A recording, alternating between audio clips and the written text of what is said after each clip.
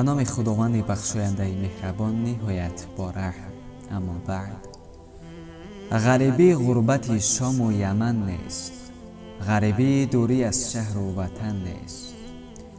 غریبی کنج لحد زیر خاک است که آنجا جز من و اعمال من نیست.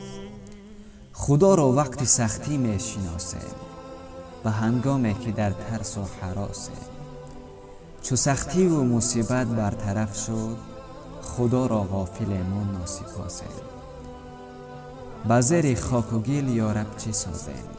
این است غریبی برادران عزیز. باقی هر کجای باشد سلامت و سربلند و با ایمان و با حیا باشد. یا الله رحمتت را بالای ما به مثل باران بیفشان تا ما هدایت یابیم، تا در روز محشر قیامت میان امتان شرمنده و شرمسار نشویم. یا رب به درت توبه نما آمدم، سر تا به قدم بار گناه آمدم. خود گفته بودی که ناامیدی کفر است، با موی سفید و رو سیاه آمدم. خدا حافظ. السلام علیکم و رحمت الله و برکاته.